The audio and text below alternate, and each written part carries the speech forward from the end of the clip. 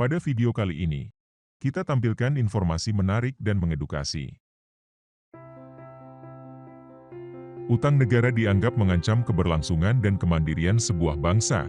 Sebetulnya, seberapa penting peran utang bagi keuangan negara?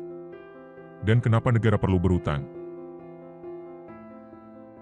Lalu faktor apa saja mengapa negara perlu berhutang? 1. Penerimaan negara tidak pasti. Bagaikan sebuah rumah tangga, negara juga punya jatah belanja yang dianggarkan secara rutin. Ini dilakukan supaya seluruh keperluan warga negara bisa terpenuhi dengan baik.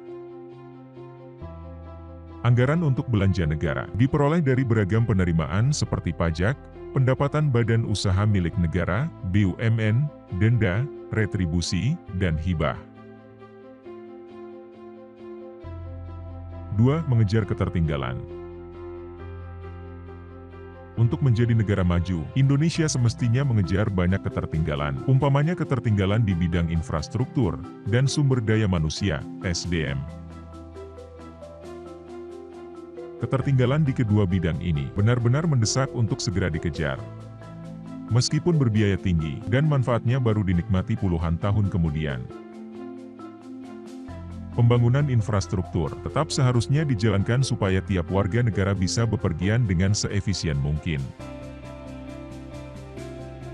Defisit anggaran memang menjadi salah satu penyebab negara melakukan utang di luar negeri untuk menutupi kesenjangan fiskal dan menutupi kelangkaan investasi dalam negeri dalam menyokong pembangunan nasional. Lalu dari mana utang negara berasal? Utang negara ini berasal dari berbagai sumber, yakni ada utang dari negara lain, dan ada utang dari lembaga keuangan dunia.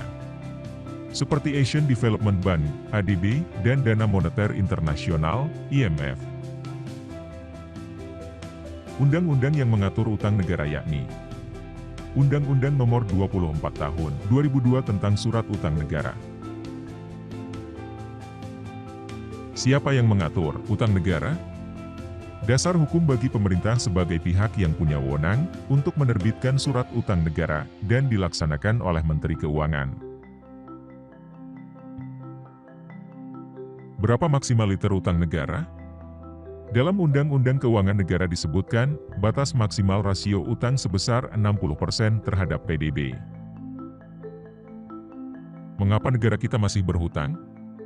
Mengutip dari situs Kementerian Keuangan, adapun alasan negara seharusnya berhutang yakni karena ketertinggalan infrastruktur dan persoalan konektivitas memunculkan tingginya biaya ekonomi.